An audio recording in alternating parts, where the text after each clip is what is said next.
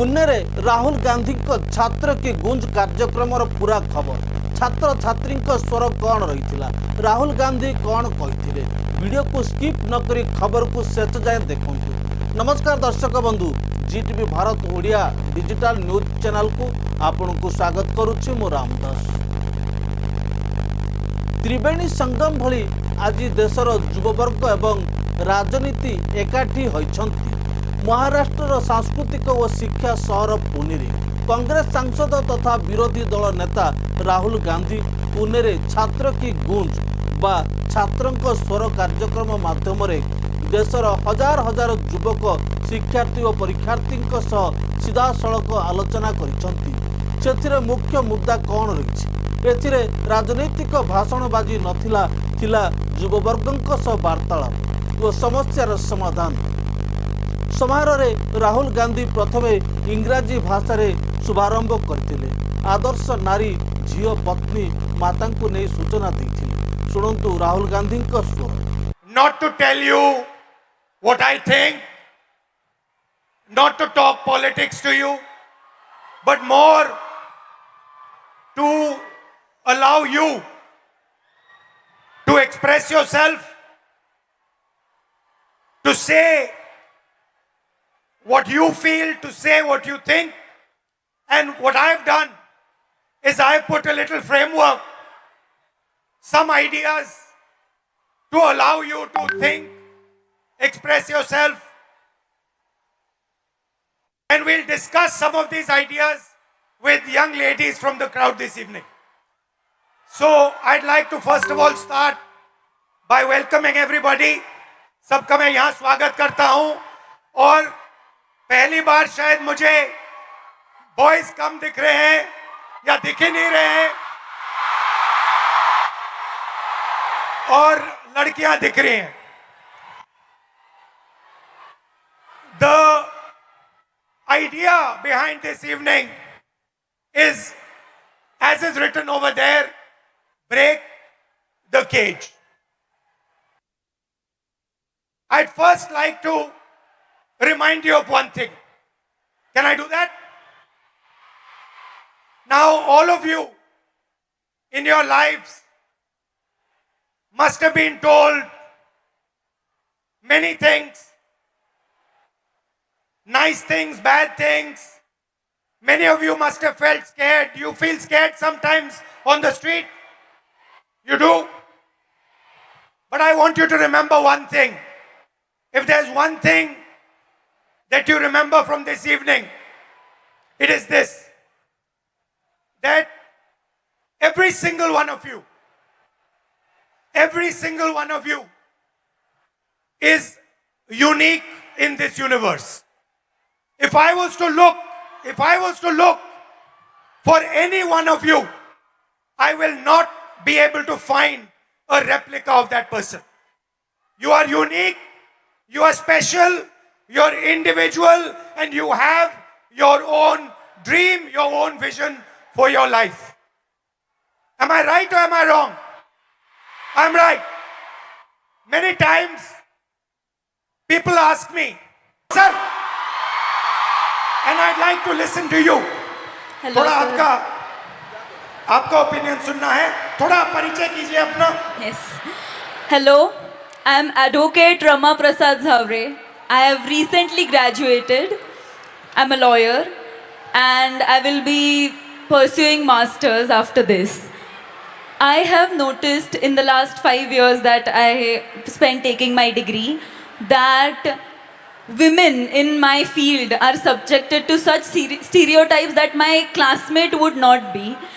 They are given opportunities, networking opportunities, and even cases being handed to them only because they are men and they don't have a family. It doesn't matter if they stay home or not.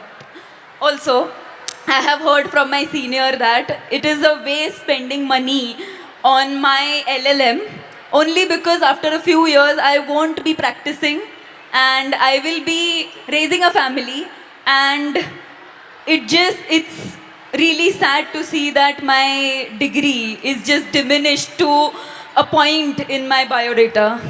So when this happens, when you're in an exam at work and you're being told that you're a second-class citizen, that your degree does not matter, a man's degree matters, your degree does not matter, how does it make you feel inside? What do you want to say to India, to your friends here, about how you feel? Because I'm sure a lot of them also feel the same way. Definitely. I want my colleagues, my teachers, my friends to have confidence in me that I won't need to prove that I have that degree. I studied for it, I put my energy, efforts into it, and I will be successful. I don't think I need to prove it to a man. Because Now, this is, I like this. She's saying that why do I need to prove it to a man? Why does a woman 24/7 have to prove to a man that she is good enough? Fundamental question. Would you like to say something about that? Hello, my name is Jnaneshwari. I'm from Pune, Maharashtra itself. I completed my Masters in Culture, Media and Governance from Jamia University, Delhi. And I lost my father before 3 years. And after that, he got a cancer. After that, there was so much family pressure, society pressure, community pressure. My dad was a sanitary worker. And I had a huge pressure. You have to do the relinquishment certificate. You have to submit the certificate. You will not. If I'm asking anything in a property or in anything, it's like I'm asking for. I'm asking for like. It's not my right. I'm asking for the. घर में जो भी सारी चीज़ें हैं उसमें मैं हिस्से मांग रही हूँ, हिस्सेदारी मैं कर रही हूँ. As a woman I am asking for a हिस्सा. हाँ, और as a like if is any other man, if my I have my brother and it's his right, but if I am asking it's मैं हिस्सा मांग रही हूँ. If your brother is asking, Yes. it's his right. Yeah. And if you are asking, मैं हिस्सेदारी कर रही हूँ घर Your- में. मैं हिस्सेदारी कर रही हूँ. हिस्सेदारी. Okay. Again, now I'm come back from Delhi and like there is a huge pressure for marriage, and guy want a girl who is look fair, educated, healthy, but he doesn't want the girl like me who wants to pursue But her career. you're a very beautiful girl. What do you mean he doesn't Thank you. want a girl like you? Thank you. But they want a girl like me, but they don't want like a girl who is who wants to pursue her career in journalism, in PR, or any social where you connect with the people, or it has a social job. They don't want like girl like me. They want 9 to 5 girl who is doing office work. She will come back at 5. She will serve you She will cook for you. She will serve you food and everything. The girl like me who wants to go into the journalism field, who wants to go on the. But why would a man not be proud of a wife who goes out, works, is independent, is living her own vision, her own dream? Why is it that the Then- man is uncomfortable with this idea? Then I think the man or his family would not be able to control on her, But why is this control so important for a man? because always women treated as a secondary sex or human. They're not treated as a equal, or they're not treated as a equal human being or a equal citizen of this country, I feel. Do you think men feel they are superior to women? Yeah, definitely. Yes. They do? Yes, they do. So it's a mindset problem. Yeah, it's a mindset problem. It's a patriarchal problem. The way it's. And you come into contact every day of your life with this patriarchy. Yes.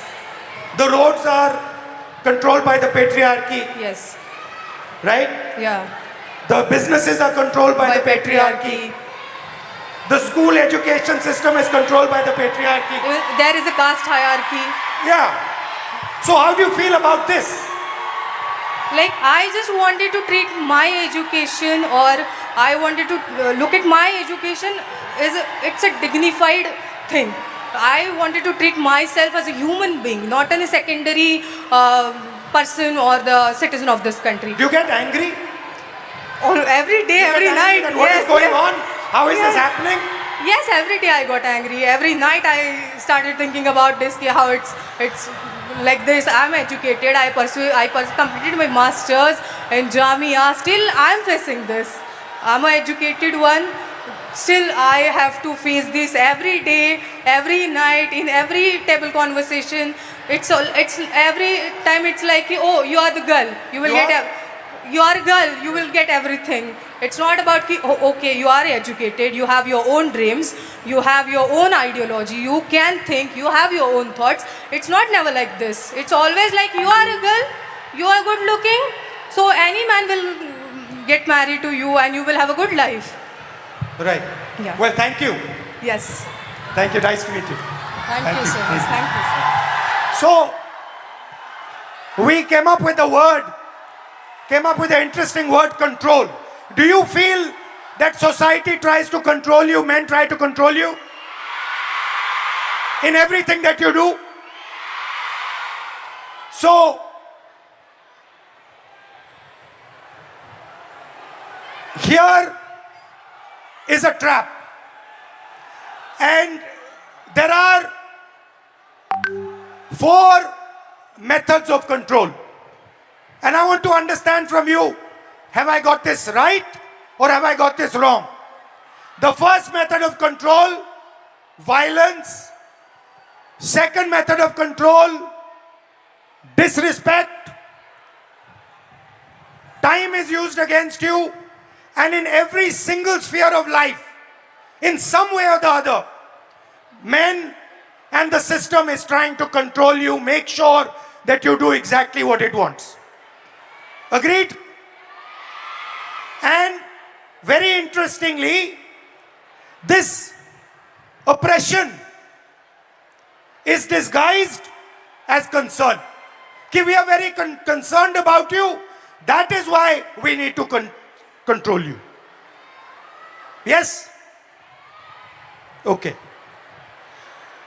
So, let's discuss a little bit about violence.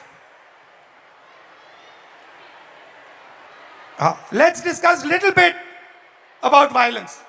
ये जो line है, कुछ हो गया तो, ये आप अपने को बोलती हो? बाहर जाएंगे तो कुछ हो गया तो? फैमिली मेंबर्स टेल यू, उधर मत जाओ, कुछ हो जाएगा, राइट? देयर आर 3 तरीके के कंट्रोल हैं, 3 तरीके की हिंसा है, सॉरी।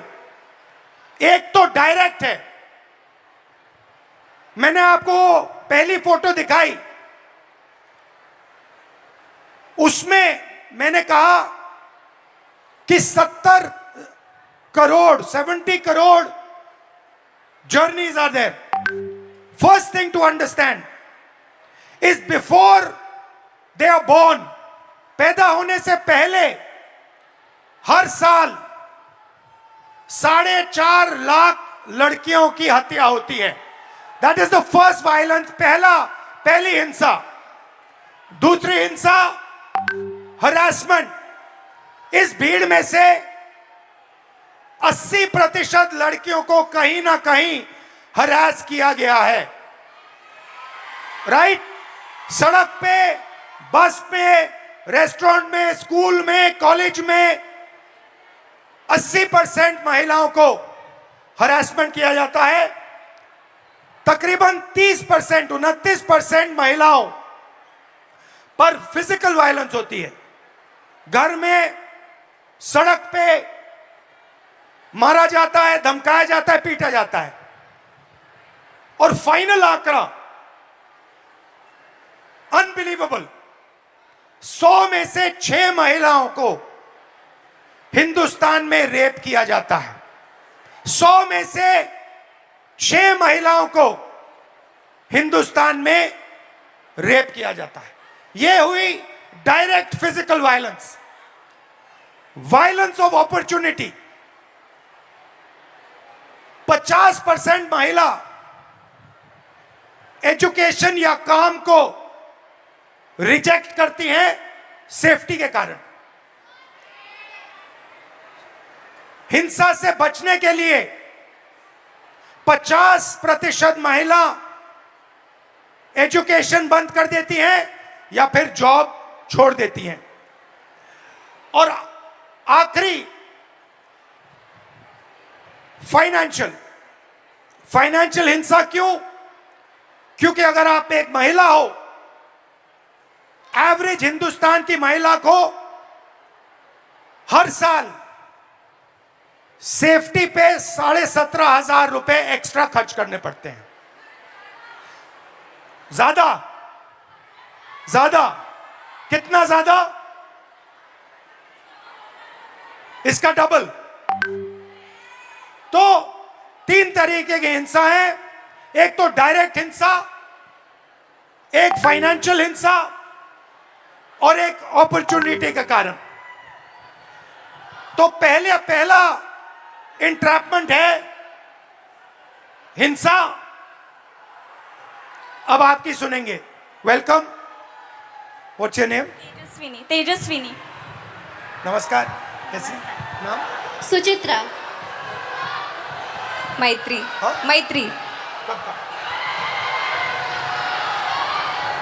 बताओ, who would like to start? आप शुरू करेंगी? बोलिए, बीच में आइए। Hello everyone. Hello sir. Hello. मेरा नाम सुचित्रा पागी है। मैं पालघर वसई से बिलोंग करती हूँ और अभी मैं इकोनॉमिक्स में मास्टर्स कर रही हूँ हड़पसर में SM जोशी कॉलेज में। जब हम सिक्योरिटी की बात करते हैं लड़कियों की, तो खुद के साथ होना और दूसरों के साथ होना बहुत अलग चीज़ है, उसमें ज़मीन आसमान फ़र्क है। जब हम पढ़ते हैं कि न्यूज़पेपर में पढ़ते हैं कि लड़की के साथ लड़की हरेस्ट हुई, उसका रेप हुआ, तो वो बहुत अलग बात होती है कि हम सिर्फ फील करते हैं कि उसके साथ ये हुआ तो वो क्या फील कर रही होगी। जब खुद के साथ होता है तो एक डर पैदा होता है मन में कि नहीं यार, लड़कों से बात नहीं करनी, लड़के बहुत स्केरी होते हैं। तो मेरी ही 15 साल पुरानी एक स्टोरी है। जब मैं 13 ईयर की थी, सिर्फ 8वीं कक्षा में थी, तो क्या हुआ, मैं 5 किलोमीटर गांव से दूर स्कूल में चल के जाती थी और उस टाइम गाड़ी वगैरह ऐसा कोई फैसिलिटी ज़्यादा नहीं थी। तो शाम को जब स्कूल छूटा तो मैं आई और चौराहे पर 3 लड़के थे। लिटरली वो बहुत ज़्यादा ड्रंक थे और उनका एज भी 25 साल से आगे था। तो कितने थे वो? 3 लोग थे 3 लोग। और वो मैरिड थे और मेरे साइड वाले गांव के ही थे वो आप लड़के। जानते थे उनको? नहीं, हम जानते नहीं थे, लेकिन वो साइड वाले गांव के ही लड़के थे। तो क्या हुआ, उन लोगों ने हमें घेरा, मैं और मेरी दोस्त थी, और उन्होंने हमें छेड़ा। लिटरली मतलब पास आ रहे थे और ऐसे कमर को हाथ लगाना और हाथ लगाने के लिए आ रहे थे। तो मैं बहुत ज़्यादा डर गई कि ये क्या हो रहा है। तो उस टाइम पे समझ में नहीं आ रहा था कि मैं क्या करूं, तो मैं भाग गई। तो मैंने अपने पापा से कहा। आपकी फ्रेंड भी भाग गई? हाँ, मेरी फ्रेंड मुझे छोड़ के भाग गई। तो क्या हुआ, मैंने अपने पापा से कहा कि पापा मेरे साथ ऐसा ऐसा हुआ। तो वो हमारे साइड वाले गांव के लड़के थे।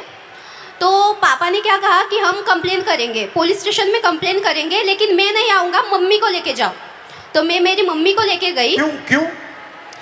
क्योंकि पापा का मतलब ऐसा वो सोचते हैं कि तुम एक महिला हो तो तुम्हारी माँ जितना तुम्हें जानती है उतना मैं नहीं जानता।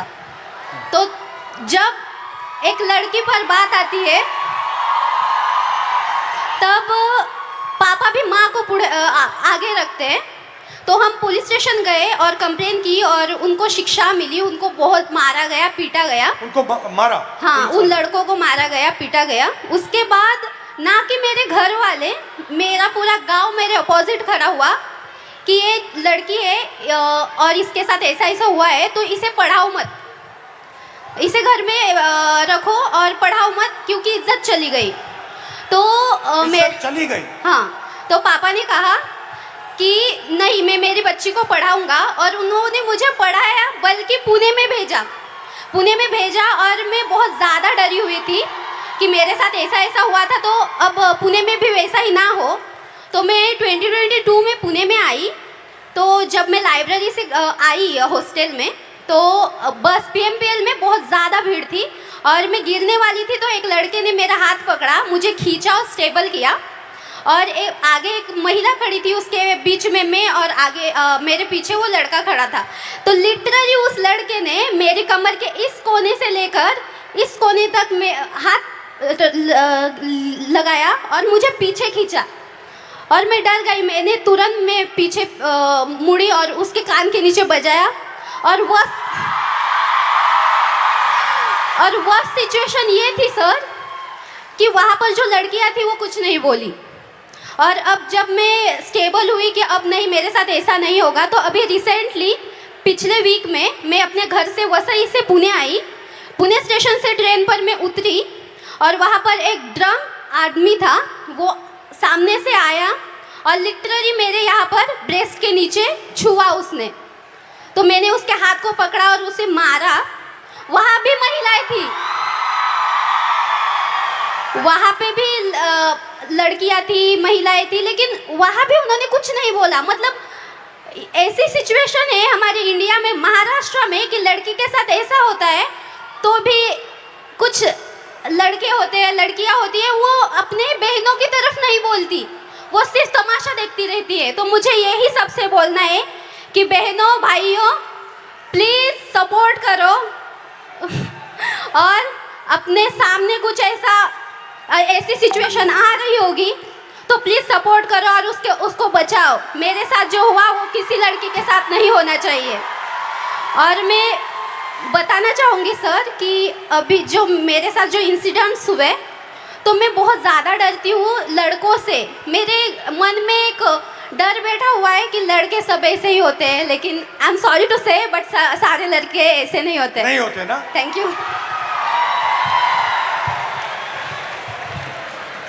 मेरा नाम तेजस्विनी है। मैं फैशन टेक्नोलॉजी में मास्टर कर रही हूँ, अभी 2nd ईयर में हूँ। मैं एक छोटे से गांव से आती हूँ। हम 4 बहनें हैं और एक छोटा भाई है। मैं आफ्टर 10 जब पूना आई तो बेसिक तक का एजुकेशन है वो पूरा किया। कुछ रिश्तेदार, घर वाले, मेरी सिस्टर्स की सपोर्ट के बेसिस पे। पर आफ्टर दैट मैं आगे पढ़ना चाहती थी, तो मेरे घर वाले बोले कि अगर तुम्हें पढ़ना है तो अब शादी कर लो और पति के घर जाके जो करना है वो कर लो। देन आई डिसाइडेड कि नहीं, मैं नौकरी करूँगी और पढ़ूँगी। तो अभी 5 साल से मैं नौकरी कर रही हूँ और साथ में पढ़ाई कर रही हूँ। मेरे कुछ मतलब इस स्ट्रगल में मेरे कुछ दोस्तों ने मुझे साइकिल खरीद के दी, तो ये सब मैनेज करते मैं जब साइकिल से ट्रैवल करती हूँ तो मतलब इतना आम हुआ है, इतना नॉर्मलाइज हुआ है कि कोई भी आके कट मार के चला जाता है या फिर कमेंट पास करके चला जाता है या कुछ गाना गाता है जो सेक्सी सॉन्ग हम बोलते हैं वो कर देता है। तो मतलब ये इतना नॉर्मलाइज हुआ है कि मैं अभी रिएक्ट करना भी मैंने छोड़ दिया है, क्योंकि मैं करूँगी तो भी क्या करूँगी। क्योंकि जो मैंने सुना था रेसलर के साथ जो हुआ, जिन्होंने हमारे देश के लिए गोल्ड मेडल लेके आए, उनके जो गुनहगार थे उनको क्लीन चिट दे दी। तो मैं तो एक सामान्य घर की लड़की हूँ जिसको ठीक से सपोर्ट भी नहीं है। और मुझे और एक बात कहनी है, क्योंकि मैं जैसे मैंने कहा गांव से आती हूँ, तो मैंने अपने 10th तक की जो एजुकेशन है वो गवर्नमेंट स्कूल्स में की है, जो कि अभी 90,000 के ऊपर स्कूल बंद हुए हैं। और मेरी सारी बहुत सारी लड़कियां हैं जो वही स्कूल में पढ़ती है और उनका अभी वहाँ पढ़ना बहुत मुश्किल हो जाएगा, क्योंकि कौन सी भी माँ अपनी छोटी सी बच्ची को 10 किलोमीटर आगे नहीं भेजेगी। मेरा 10th तक का हुआ तो मैं यहाँ तक आ गई, पर पता नहीं जिनके स्कूल बंद हुए हैं उनका क्या होगा। तो मेरी बस इतना ही कहना है। Hi, my name is Maitri. I am currently a psychology student studying in Pune University, and I travel by daily commute by public transportation literally almost every single day, and I feel like safety is becoming a very big concern because I leave early and return home late, so it becomes a very. What time? I leave around 8 a.m. and I come home around 9:30 p.m. That is very late for where I live. Yeah, so I feel I coming from an urban city is very probably I don't have to give up my education because of my safety, but but the girls from the rural area region have to. Their parents prefer that if they have to send their female children out to study, because villages don't really have schools for higher education. They prefer their son goes outside instead of their daughters because it is really safe. And I feel if education, the access to education has to become so difficult, I think it is becoming a barrier for education. Why do you think this mindset, ये जो mindset है कि बेटे को educate करना है, बेटी को एजुकेट नहीं करना है, बेटा जॉब कर सकता है, बेटी को जॉब नहीं करना है, ये माइंडसेट आता कहाँ से? I think the social norms created around कि लड़के कमा के खिला देंगे माँ बाप को, लड़कियों को तो शादी करके जाना है, तो लड़की का करेंगे क्या? Okay, thank you, thank you, thank you, thank you. तो नेक्स्ट, अभी हमने आपको हिंसा की बात की, अब कंट्रोल की बात करते हैं। लड़की बहुत मॉडर्न हो गई है। 60% हमारी जो लड़कियां हैं, 60% घर से अकेली नहीं जा सकती हैं। अगर घर से बाहर जाना होता है तो किसी के साथ जाना होता है। सेकंड, 45% शादी के लिए या हाउसवर्क के लिए, 45% शादी या हाउसवर्क के लिए ड्रॉप आउट करती हैं। और आखिरी, जो शायद सबसे अमेजिंग आंकड़ा है, और इससे तो मैं बहुत हैरान हुआ कि इस देश में सिर्फ 8% महिलाओं के पास इंडिपेंडेंटली ओन्ड प्रॉपर्टी है। मतलब फाइनेंशियल कंट्रोल, मूवमेंट पे कंट्रोल, और आप क्या करोगे उस पे कंट्रोल। नमस्कार, hello, what's your name? My name is Pradnya. Nisha. Welcome. Oh, you can say. My name is Sheikh Amna Usama. You can say. What? Yeah, I'm a translator. I'm Anushka, and my name is Anushka, and I'm translator for Nisha. Yeah. So, कौन शुरू करेगा? आप करेंगे? बोलिए। So, नमस्ते control, sir. आपको control कैसे किया जाता है? फाइनेंशियली कंट्रोल कैसे किया जाता है? मूवमेंट में कंट्रोल कैसे किया जाता है? So, namaste sir and hello everyone. My name is Pradnya Kumar Gawande and I am the student of SY BSc Cyber and Digital Science. So sir, हम सब समझ रहे हैं या फिर ऐसा बोल रहे हैं कि पूरा जो वर्ल्ड है अभी AI पर डिपेंड है और साइबर सिक्योरिटी पर डिपेंड है।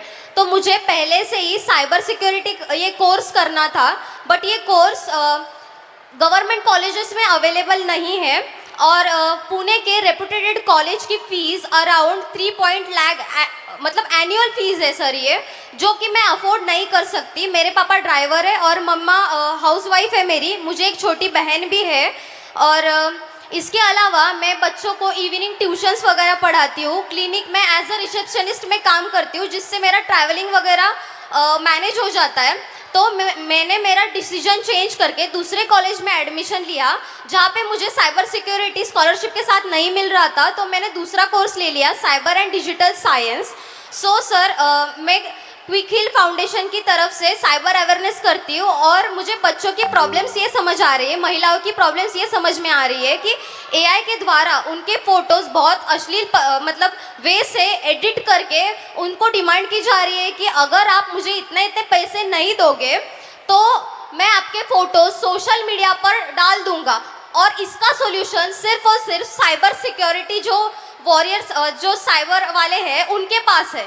और ऐसे कोर्स को हमें स्कॉलरशिप क्यों नहीं दी जा रही है, और स्कॉलरशिप नहीं है तो गवर्नमेंट में ये कोर्स क्यों नहीं है। और ठीक है, अगर हम लड़कियां ये वर्किंग होके सीख रहे हैं तो फैमिली के रिस्ट्रिक्शंस और सोसाइटी के रिस्ट्रिक्शंस कि इतने बजे घर क्यों आ रही हो, कॉलेज के अलावा आप इधर उधर क्यों घूम रही हो, इतने बजे इसका कॉल क्यों आ रहा है, बाहर जा रहे हो स्कार्फ बांध के ही जाओ, या फिर और कुछ, इनसे बात मत करो, उनसे बात मत करो, ये मत ये पहनो। आपके मम्मी पापा कहते हैं, कौन कहते हैं आपको? एक्चुअली मेरे मम्मी पापा सपोर्टिव है, बट हम ऐसे एरिया से आते हैं कि अगर हम पुणे में भी रह रहे हैं तो थोड़ा एरिया अलग पड़ता है सर, वहाँ पे सोसाइटी उनको रोक टोक करती है, और वो भी सोसाइटी के प्रेशर के अंडर अगर हम पढ़ रहे हैं और हमारे ऊपर फाइनेंशियल प्रेशर है तो हम करियर पर या फिर हमारे जो स्टडीज़ पर कैसे फोकस कर सकते हैं।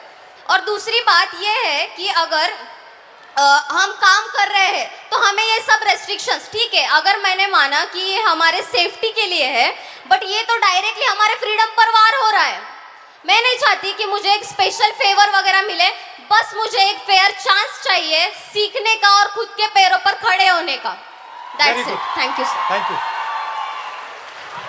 मेरा नाम शेख आमना उसामा है। मैं SY BA में हूँ, पॉलिटिकल साइंस है मेरा मेजर सब्जेक्ट।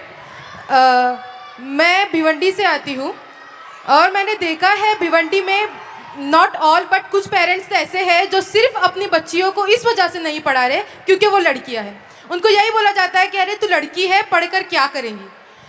उनको ऐसा लगता है कि ये पढ़ेगी तो ये इकोनॉमिकली इंडिपेंडेंट हो जाएंगी, और वो उनको इकोनॉमिकली डिपेंडेंट रखना चाहते हैं because they want to enjoy the patriarchy and control over them.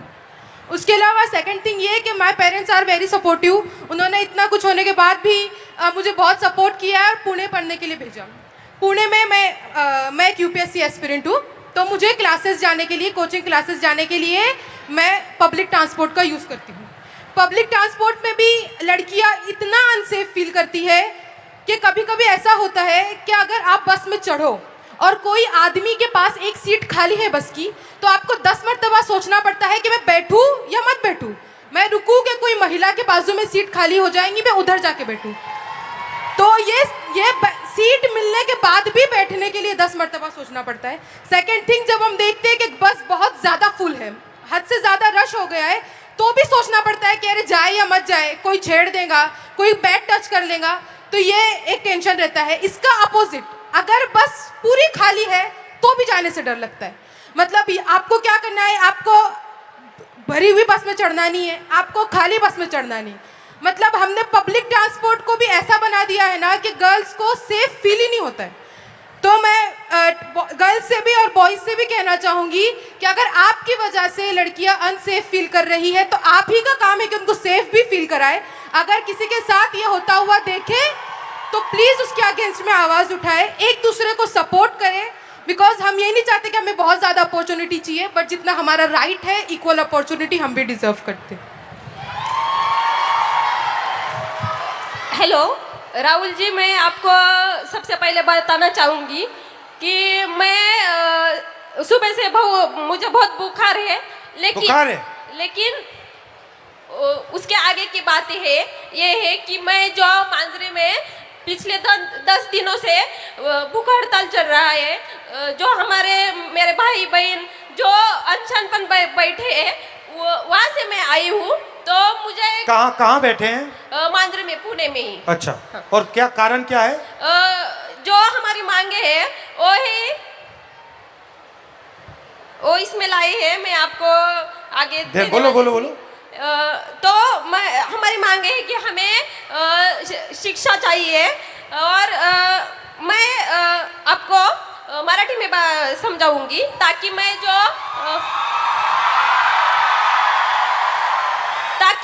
मेरी बात है वो अकेली निशा की नहीं है, वो सब ट्राइबल स्टूडेंट की है, पूरे देश की है, पूरे महाराष्ट्र की है।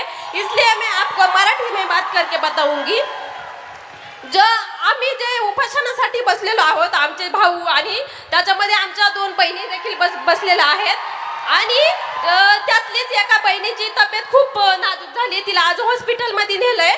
आणि हे सगळं असताना देखील जेव्हा आमचे प्रतिनिधी मंत्रालयामध्ये गेले तर तेव्हा आमचे जे आदिवासी विकास विभागाचे मंत्री आहेत ते काय बोलले असतील तुम्हाला सांगितलं तर तुमच्या अंगावर काटा येईल।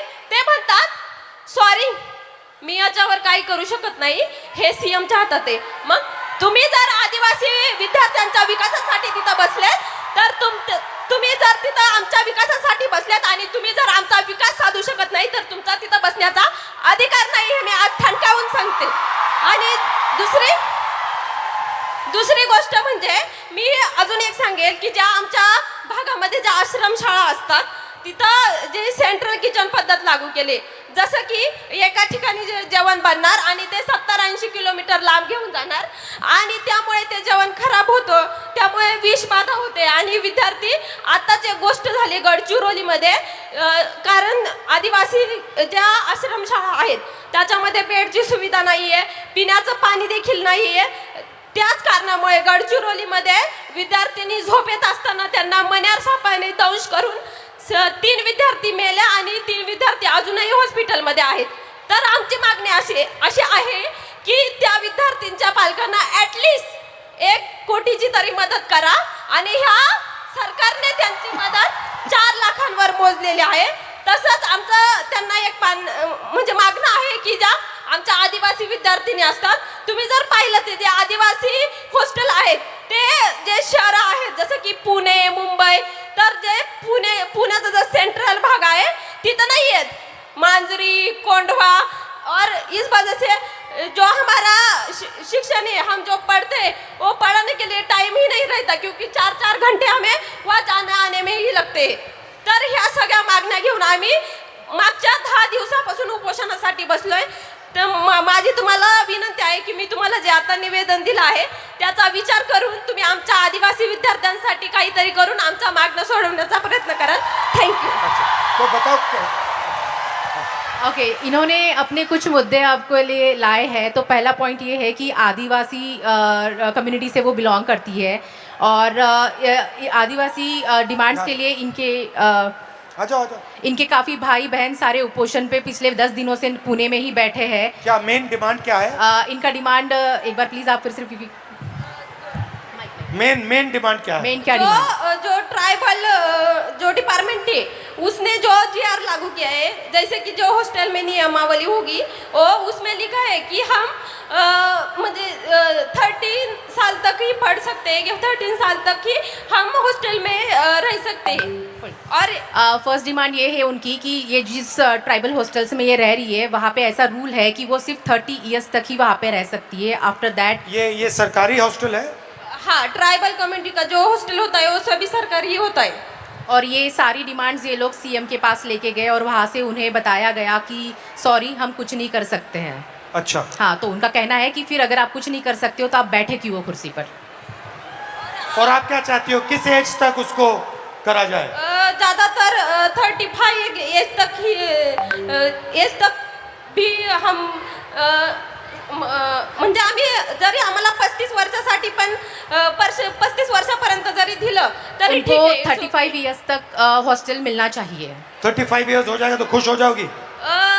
वैसे तो हमें ये एज की लिमिट है वो ही नहीं चाहिए, लेकिन ये सरकार है वो तो आपको भी पता है, लेकिन हमें चाहते कम से कम ये 35 एज तक भी आ पाए, इसलिए मैंने ऐसे बोला. लेकिन हम मुझे आप वहाँ इनवाइट क्यों नहीं कर देते? हमने मुझे वहाँ बुला लो. यस, मैं भी आ जाऊंगा, बैठ जाऊंगा आपके साथ. आम्हाला आवडेल तुम्ही तिथं आलेले आणि आमच्या मुलांची देखील इच्छा आहे की तुम्ही तिथं यावं आणि आमच्या प्रश्नांवरती बोलावं आणि आमचे प्रश्न सोडवण्यासाठी प्रयत्न करावा. वो चाहती है कि आप वहाँ पे आए, वो खुशी खुशी आपको बुलाना चाहती है. मुझे और बुला लो, मैं आ जाऊंगा. ठीक है, थोड़ा दबाव और एक साथ डाल देंगे. मैं और एक बात कहना चाहूंगी, उससे तो आपके होश ही उड़ जाएंगे. जैसे कि हमारे ट्राइबल हॉस्टल होते ज़्यादातर वहाँ यहाँ पुणे में गडचिरोली, नांदेड़, अमरावती वहाँ से जो स्टूडेंट आते हैं वो तो हर रोज घर नहीं जा पाते. और जुन्नर जो आंबेगांव वो तो लड़कियाँ जाकर आती है, लेकिन वो जो गडचिरोली के स्टूडेंट होते वो नहीं जा पाते. तो हम दिवाली में या किस छुट्टी में गए और 1 महीने से ज़्यादा वहाँ पर रहे तो वो बोलते हैं कि आप फिटनेस सर्टिफिकेट लाए. और वो फिटनेस सर्टिफिकेट क्या होता है कि हमें हमारी प्रेगनेंसी टेस्ट की जाती है और हम जब इस बात पे आवाज उठाते हैं तो वो बोलते हैं कि आपको 1 महीने में, आप शांति से सुनिए क्योंकि ये बात बहुत ही गंभीर है। मैं कहना चाहूँगी कि हम जब उनको पूछते हैं कि ये क्या है, ये क्यों करना है, तो वो बोलते हैं आपको 1 महीने में आपको जानलेवा बीमारी हुई तो, और किस संसर्गजन्य बीमारी हुई तो मैं क्या कहना चाहती हूँ उन प्रशासन को कि आपकी जो स्कूल है, जो आश्रम शाला है, प्राइवेट स्कूल है, सभी स्कूलों में जो 24 घंटे एक नर्स क्यों नहीं रख पाते। Thank you. थैंक यू, बहुत अच्छा लगा। मुझे बुला लो, मैं आ जाऊंगा, ठीक है? Thank you. तो डिसरिस्पेक्ट की बात करते हैं, लोग क्या कहेंगे। पहली स्लाइड में हमने आपको फिजिकल वायलेंस की बात बताई, रेप की बात बताई, हिंसा की बात बताई, मगर शर्म के कारण 99% of sexual violence cases, rape cases, molestation cases, ये अनरिपोर्टेड जाते हैं। तो वो जो 6% का आंकड़ा है वो एक्चुअली सच्चा आंकड़ा नहीं है। सच्चा आंकड़ा उससे बहुत ज्यादा है, मगर शर्म के कारण अनरिपोर्टेड जाते हैं। 84% महिलाओं को काम करने के लिए परमिशन लेनी पड़ती है। और फाइनल, सैलरीड महिलाएं जो हैं, किसी भी जॉब में हिंदुस्तान में अगर आप सैलरीड महिला हैं तो आपको 25% सैलरी पुरुषों से कम मिलती है। तो ये बात हुई डिसरिस्पेक्ट की। आखिरी आधे कमी, हाँ, hello. So before we move on, sir, there is someone very, very special who's joining us here today. Okay. And sir, Bhojpuri गानों से पॉलिटिकल सटायर भी करती हैं। Neha Rathore ji is here. So Neha Rathore ji, please join us. Disrespect, आप डिसरिस्पेक्ट की बात करेंगी? जी बिल्कुल, और बिल्कुल डिसरिस्पेक्ट और इज्जत पे हम लोग बात करने आए हैं। तो मैं आप लोगों को बता देना चाहती हूँ, मेरा नाम सर नेहा है, नेहा सिंह राठौर मेरा पूरा नाम है। मैं भोजपुरी में लोकगीत लिखती हूँ, गाती हूँ, और मैं सरकार से उन तमाम मुद्दों पर सवाल पूछ लेती हूँ जो सरकार को पसंद नहीं आते, और बदले में मुझे ढेर सारी गालियाँ और FIR झेलने पड़ते हैं। ये किस बात की इज्जत है भाई महिलाओं की? डेमोक्रेसी में हम अपने प्रधानमंत्री से सवाल नहीं पूछ सकते हैं, तो ये किस बात की इज्जत है? मुझे याद है सर, मैं शादी करके नई नई ससुराल आई थी और मैंने उस दौरान एक गीत गाया था यूपी में काबा, और मेरे पीछे जीप भर भर के पुलिस भेजी जा रही थी। गांव देहात के लोग मेरे हस्बैंड के बारे में, मेरे ससुराल के बारे में बहुत कानाफूसी करते थे कि बताओ कैसी लड़की ब्याह लाया है, पता नहीं कौन सा क्राइम करके आई है, ये पुलिस आ रही है। तो ये किस तरह की इज्जत है? और मैं समझती हूँ कि एक महिला होने के नाते, एक महिला होकर अगर आप समाज में नाम बनाना चाहते हैं या किसी सामाजिक मुद्दे पे मुखर होकर बोलना चाहते हैं, सर ये बहुत कठिन है। पुरुषों की ट्रोलिंग बहुत अलग तरीके से होती है, महिलाओं की ट्रोलिंग बहुत अलग तरीके से होती है। महिलाओं के लिए कुछ नहीं करना है, बस इसका चरित्र खराब है बोल दो, यही बोल दो, और इतना काफ़ी है सर। हम हतोत्साहित हो जाते हैं। वो तो अलग बात है कि मैं थोड़ी ज़्यादा ढीठ लड़की हूँ तो मैं नहीं डरती हूँ। वो सर मुझे गालियाँ दे रहे हैं पिछले 5 सालों से और कहते हैं तुझे पिछले 5 सालों से गालियाँ दे रहे, तू सुधरी नहीं। मैं उनसे बता देना चाहती हूँ कि मैं नहीं सुधरने वाली हूँ। मुझे भी सालों से गाली दे रहे हैं, मैं भी नहीं सुधर रहा हूँ। बिल्कुल बिल्कुल सर।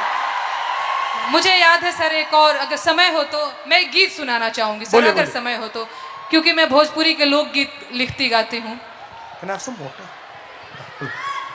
अरे औरत पे जोर दिखावे ई कैसा मर्दाना। मर्दाना की मैं बात कर रही हूं तो समझ लीजिएगा वही 56 इंच वाला। औरत पे जोर दिखावे ई कैसा मर्दाना। साहेब छोड़ दो ना बेटी बहुओं को धमकाना। अरे बात बात पे ये FIR करवाना। बात बात पे ये FIR करवाना। साहेब छोड़ दो ना बेटी बहुओं को धमकाना। अरे हम है आम जनता न हमको आजमाना। हम जानते हैं कुर्सी पे बैठाना उतरवाना। हम जानते हैं कुर्सी पे बैठाना उतरवाना। अरे मुश्किल है मेरा, इनफैक्ट हमारा मुश्किल है मेरा हौसला तोड़ पाना। साहेब छोड़ दो ना बेटी बहुओं को धमकाना। बहुत अच्छा गाया। पानी लेंगे? नहीं sir, thank you. You want और कुछ बोलेंगे? और एक गीत सुना दूं सर, अगर आपके पास? हाँ हाँ। सर महिलाओं की बात हो रही है, लेकिन एक और चीज़ जो मुझे लगता है इस देश में इस समय अल्पसंख्यकों के खिलाफ एक नैरेटिव सेट करने की कोशिश की जा रही है जो बहुत गलत है। उनकी वतन परस्ती पे बात आ गई है, उन्हें आतंकवादी कहा जाता है, उनके देश प्रेम पर सवाल उठता है, तो एक गीत बहुत ज़रूरी हो जाता है सर। मैं ये गीत गाना चाहती हूँ। अरे तुम सा कोई झूठा और बेईमान नहीं है। झूठा बेईमान बोल रही हो तो समझ में आ रहा है? हो तुम सा कोई झूठा और बेईमान नहीं है। किसी एक की बपौती हिंदुस्तान नहीं है। हो जब हिंदू मुसलमान खेले खून की होली, आबिद हसन बोले जय हिंद की बोली। अबुल कलाम आजाद की जमीन यही है, ब्रिगेडियर मोहम्मद उस्मान यही है, अब्दुल हमीद अशफाकुल्ला खान यही है। किसी एक की बपौती हिंदुस्तान नहीं है। तुम सा कोई झूठा और बेईमान नहीं है। किसी एक की बपौती हिंदुस्तान नहीं है। शुक्रिया सर, शुक्रिया, शुक्रिया सर। दो भाई, शाबाश। तुम सा कोई झूठा और बेईमान नहीं है। किसी एक की बपौती हिंदुस्तान नहीं है। बहुत बहुत धन्यवाद। Thank you Dinesh. Thank you very much. Lovely, शुक्रिया, बहुत अच्छा शुक्रिया गाया। मुझे ये मंच देने के लिए। बहुत धन्यवाद sir. Thank you. And come and see me sometime. And final ताला, फाइनल कंट्रोल समय का। अब शादी की उम्र हो गई है। Time is weaponised. एवरेज जो महिला है, जो लड़की है 15 से 29 साल की, वो एवरेज घर में 5.5 घंटे काम करती है। उसी घर में एवरेज लड़का 30 मिनट काम करता है। लड़का बाहर जा सकता है, लेट आ सकता है, कभी भी बाहर जा सकता है, मगर आप लोगों को 8 बजे शाम वापस आना पड़ता है। कर्फ्यू होता है। Right right. और फाइनली एज लिमिट के बाद जो लड़के होते हैं एग्जाम्स 1, 2, 3, 4 बार ले सकते हैं, मगर मैरिज एज 23 साल होती है। और जो लड़कियां हैं, जो गर्ल्स हैं, उनको ज्यादा से ज्यादा एक मौका मिलता है, क्योंकि फिर उनको कहा जाता है अब शादी का टाइम आ गया है, अब एग्जाम मत कीजिए, अब शादी कीजिए। तो hello, how are you? What about you? आप कैसे हो? What's your name? I am Sharayu Chopde and I am pharmacist. And आज यहाँ पर मैं सारे MPSC एस्पिरेंट की आवाज़ बन के आपके सामने आई हूँ। बताइए। हमारा सर पेपर लीक हो गया है। MPSC इज अ कॉन्स्टिट्यूशनरी बॉडी और इसको दबाया जा रहा है। 22 मार्च को हमारा एग्जाम हुआ था और 20 मार्च को पेपर लीक हो गया। जब पता चला पेपर लीक हुआ है तो MPSC ने डिनाई कर दिया।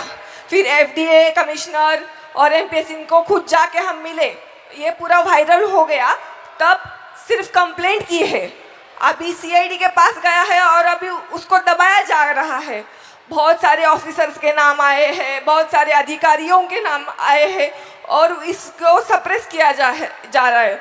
We want justice, we want transparency, we want fair examination, because यहाँ पे जितने भी बच्चे हैं वो बहुत दिन रात पढ़ाई करते हैं। Pune is MPSC hub. Maharashtra के कोने कोने से यहाँ पर वो MPSC देने के लिए, अधिकारी बनने के लिए आते हैं। तो जब हुआ तो आपको कैसा लगा? बहुत खराब। हमारा तो दिल टूटा।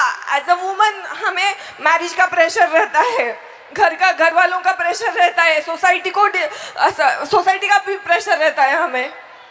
और जब पेपर लीक होता है तो लड़कियों पर असर अलग होता है, पुरुषों पर अलग होता है, क्योंकि आपकी डेडलाइन होती है, उनकी डेडलाइन नहीं होती है। हमारा तो पूरा करियर खत्म होने के चांसेस रहते हैं 100%। सर ये पेपर लीक कितने हो क्यों रहे हैं? ये इंक्रीज हो गए हैं, बढ़ते जा रहे हैं, ये बढ़ क्यों रहे हैं? क्या लगता है आपको? बोलो क्या मैं क्लियर? जिसको पकड़ा हुआ है, जिसका नाम आया है, वो अभी गुजरात में फरार है। अच्छा। यस। और कुछ बोलना चाहिए? अभी तो बहुत कुछ बोलने का मैंने, टाइम लिमिट है। Don't worry, time is there. Back to back paper leak हो रहे हैं और वो जाके उधर फरार हो रहे हैं जिधर उनका पता ना लगा सके। अभी ये पॉलिटिकल हो जाएगा सर। ज्यादा पॉलिटिकल मत बोलो। हाँ, बेटर नॉट डू पॉलिटिकल। इसीलिए तो चुप हूँ मैं सर। ठीक है, ओके। हमें री एग्जाम चाहिए सर, आप कुछ तो बोलो। यहाँ पे बहुत सारे MPSC के एस्पिरेंट्स आए हैं, उनको सिर्फ एक ही उम्मीद है कि आप री एग्जाम को बारे में मुझसे क्या चाहते हो? मैं क्या करूं इस पे? आप हमारे साथ रहिए, आप हमें सपोर्ट कीजिए। जो हमारे साथ अनफेयर हुआ है उसको प्लीज, उसको कुछ तो कीजिए। हमारा वो रद्द होना चाहिए। नायब तहसीलदार के लड़का लड़की वो टॉप 5 में है, उनका अगर पिछला रिजल्ट देखा ना, उनको कुछ भी नहीं है, वो A ग्रेड D ग्रेड में है। ठीक है, थोड़ा डिस्कस करेंगे, फिर मुझे बताना एग्जैक्टली कैसे मदद कैसा हुआ। यस, मैं आपको पूरे स्क्रीनशॉट्स, वो जो है प्रूफ, वो सब मैं आपको दिखा दूंगी। ठीक है, thank you. Welcome, thank you so much sir. Thank you.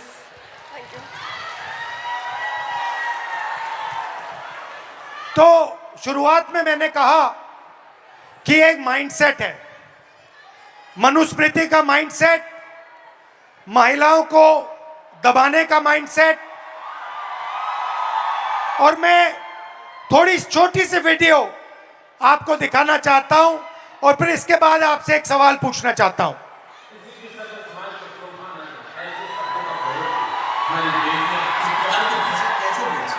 ये 50 करोड़ की गर्लफ्रेंड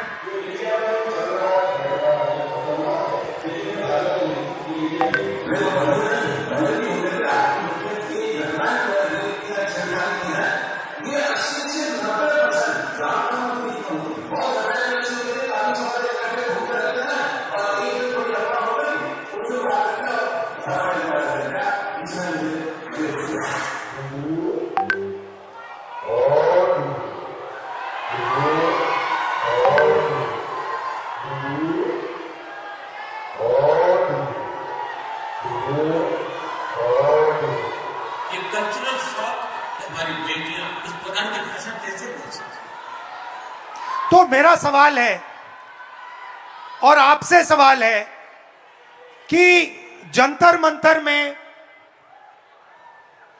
गालियां लड़कों ने भी दी और लड़कियों ने भी दी। बट प्रधानमंत्री कह रहे हैं कि गाली देना, कल्चरल शॉक लगा हमें क्योंकि लड़कियों ने गाली दी। लड़के गाली दे तो कोई प्रॉब्लम नहीं है, उनके लिए अलाउड है,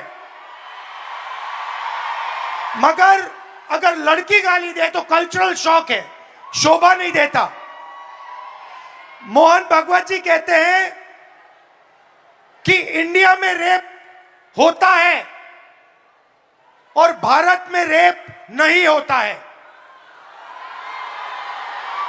खट्टर जी कहते हैं कि 80% रेप महिला के कारण होते हैं। तो ये एक माइंडसेट है और ये इस माइंडसेट से लड़ाई चल रही है। माइंडसेट क्या है कि लड़की की एक जगह है, वो पिंजरे में बंद होनी चाहिए, उसका कंट्रोल रहना चाहिए, उसको काम नहीं करना चाहिए और लड़कों को फुल फ्रीडम मिलनी चाहिए। वो जो भी करना चाहे करें, गाली देनी है गाली दे, काम करना है काम करें। ऐसा हिंदुस्तान हम नहीं चाहते। हम न्याय चाहते हैं, सबकी रिस्पेक्ट होनी चाहिए, सबकी रिस्पेक्ट होनी चाहिए, लड़कों की होनी चाहिए, लड़कियों की होनी चाहिए। और ये जो आपके दिल में है, जो डर है, इसको जल्दी से जल्दी मिटा देना चाहिए हमेशा के लिए। तो आइडिया क्या है? ये जो महिलाएं हैं, जो लड़कियां हैं, ये हिंदुस्तान की स्ट्रेंथ है।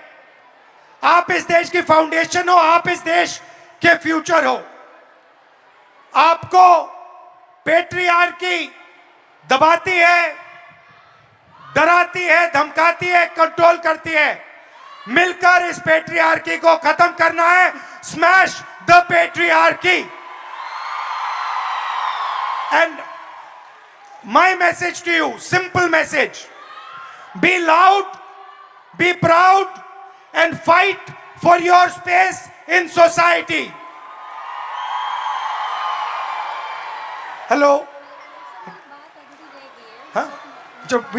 We'll do it. I'll just do it. Come. Hello sir. Hello. देश में लोकशाही आज लग रहा है। आज लग रहा है। एक मिनट। नहीं तो Grab my hand. Ayesha. Spread out a little bit. Go like this. पुढे थांबू शकतो आपण। Thank you. सर। Lovely. अभी करते हैं. We'll just finish. When we finish, you talk to me then. Okay? Now it's finished. Lovely to meet you. मुझे बुला लो. हाँ जी एवरीबॉडी, थोड़ी आवाज हो जाए सर के लिए। Come on everybody, let's go. थोड़ी और एनर्जी। पुणे एनर्जी कहाँ है? I'll ask you a thing. Yeah. So we just address them in Marathi saying Pune Manje Prem. Okay. It means Pune means love. Pune Manje Prem. Pune Manje Prem. I'll ask you. Yeah. And I say Pune Manje Prem. You have to all say it. We just do it. We just do it. Okay, and now girls सुनो, sir Pune में आए हैं तो पुणे वालों के लिए भी तो कुछ खास मैसेज सर। पुणे मंजे प्रेम। Thank you. पुणे मंजे प्रेम। पुणे मंजे प्रेम। क्या बात है। थोड़ी और आवाज हो जाए। पुणे म्हणजेच प्रेम। पुणे मंजे प्रेम। Love you all. Thank you. Good night. Well, there is still something else, sir. There is, okay. There's still something else. There's a selfie. There is, that definitely is, but there's something else also. Okay. क्योंकि आपने कहा पुणे मंजे प्रेम, and what is that? अच्छा, पुणे तिथे काय उन्हे? वो भी है। बट क्योंकि सर ने ये कहा, हमने सर के लिए भी एक सरप्राइज रखा है। अच्छा। We have a surprise for you, ladies. do you mind coming onto this side? Ma'am, do you mind coming onto that side? We have a surprise for you, sir. क्योंकि आप पुणे में आए हैं, the send off to you should be Pune style. Okay. Here we go. Bring them in. Pune style celebration then. Let's go.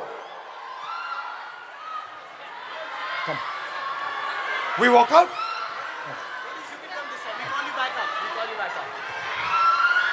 Pune ready ho? Pune style ke liye? All right, sir. Here's a surprise for you. 3, 2, 1.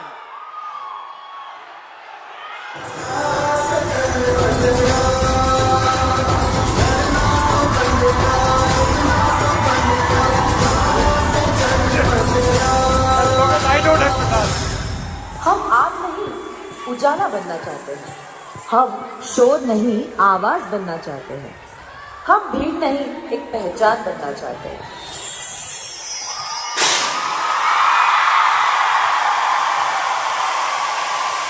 And with that, everybody make some noise for Shri Rahul Gandhi! Thank you. And now the selfie, sir. The epic selfie, 15,000 women coming together. Thank you, girls. Thank you so much. Thank you. Let's get a picture with sir.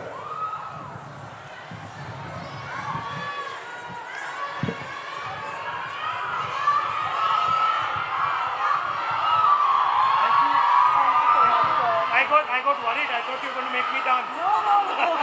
I panicked. Thank you. Yeah.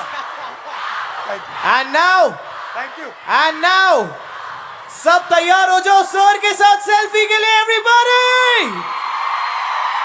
सारे mobile flashlight on, सारे के सारे. Sir, पिछली बार आपने pink shirt पहना था, ये तो जलजला मच गया था. इस बार yellow is the season. I am sure पूरा इंडिया ये भी फॉलो करने वाला है. Let's get a nice selfie now everybody. Come on, here we go. Ready?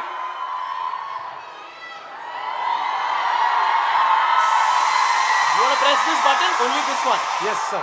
This one. Yeah, you can do it. Come on, Pune! Thank you. And on that note, thank you, sir. We truly love you. Thank you. And you are the person we look forward to do anything Thank and you everything. very much. Thank you for being Thank here, you. sir. And thank you everybody. Thank you for a lovely evening. Come. Really? She wants to come. Oh my God. अब तो sir ने कह Why दिया don't the other girls also come?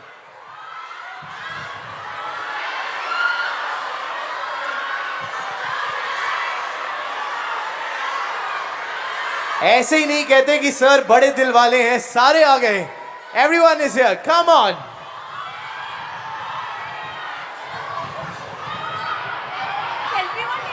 We do a selfie.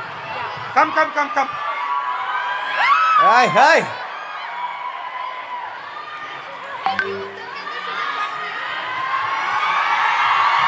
What's your name? Nice name.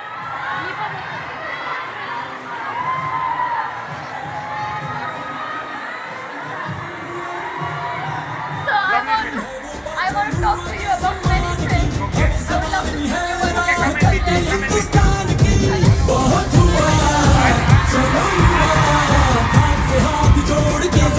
And on that note, Pune, मजा आया तो आवाज हो जाए.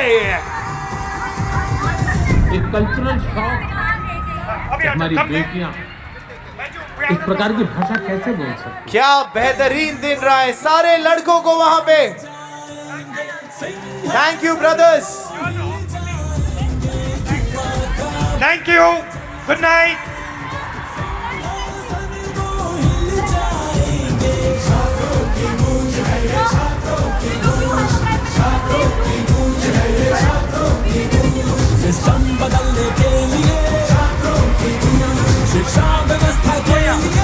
I forgot. Welcome and love you to the boys also. Good night. Thank you.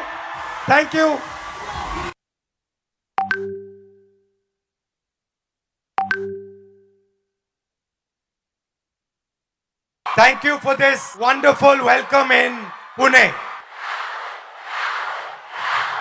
Today, I came to Pune not to give you a lecture, not to tell you what I think, not to talk politics to you, but more to allow you to express yourself, to say what you feel, to say what you think. And what I've done is I've put a little framework, some ideas to allow you to think, express yourself, and we'll discuss some of these ideas with young ladies from the crowd this evening. So I'd like to first of all start by welcoming everybody. The idea behind this evening is, as is written over there, break the cage. I'd first like to remind you of one thing. You are unique, you are special, you're individual, and you have your own dream, your own vision for your life. Am I right or am I wrong? I'm right. Many times people ask me, what is India's biggest strength? And you get many answers when you ask this question. Somebody will say our economy. Somebody will say our military. Somebody will say our medical system. Somebody might even say our people. But I am very clear on what is India's biggest strength, our biggest asset. And that strength is 70 crore unique journeys, unique imaginations, unique dreams that the women of India are living. Somebody might say to me, well, there are 70 crore men. How do you say that 70 crore women are more important? What is your logic? My logic is the following. Women are by nature more sensitive, more gentle, more compassionate, and more forward-looking than men. And that is why I believe fundamentally that India's women, young, old, are India's biggest asset. Now, एक problem है, बहुत बड़ी problem है. Problem क्या है कि whenever I speak to a man, women are put in 3 boxes. You are either seen as a daughter, as a wife, or as a mother. Now, there is nothing wrong with being seen as a wife, daughter, or mother. Nothing wrong with it. But this cannot be your only identity.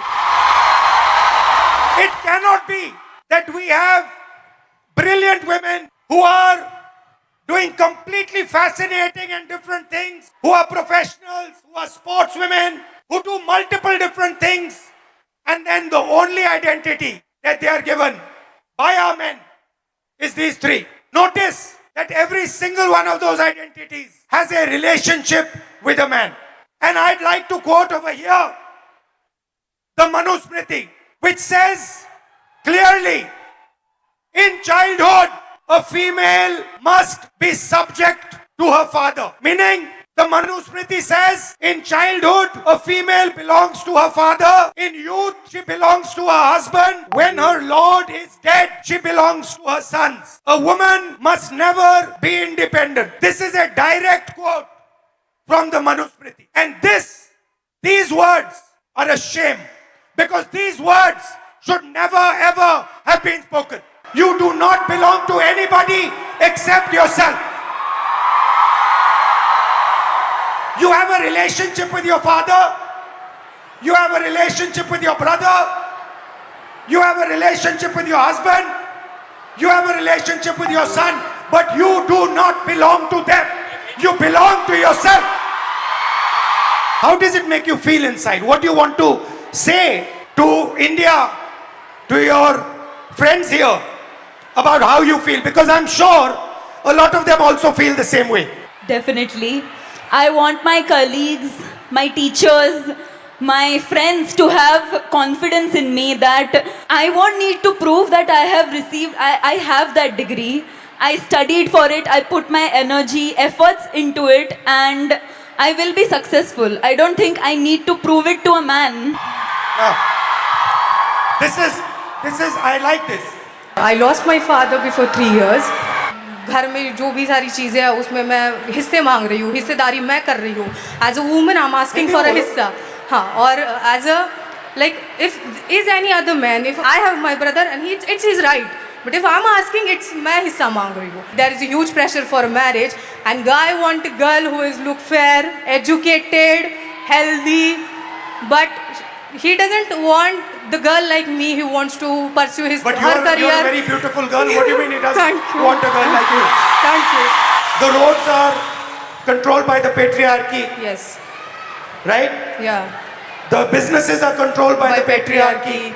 The school education system is controlled by the patriarchy. There is a caste hierarchy. Yeah. Well, thank you. We came up with the interesting word control. Do you feel that society tries to control you, men try to control you? In everything that you do? So, here is a trap. And there are 4 methods of control. And I want to understand from you, have I got this right or have I got this wrong? The first method of control, violence. Second method of control, disrespect. Time is used against you. And in every single sphere of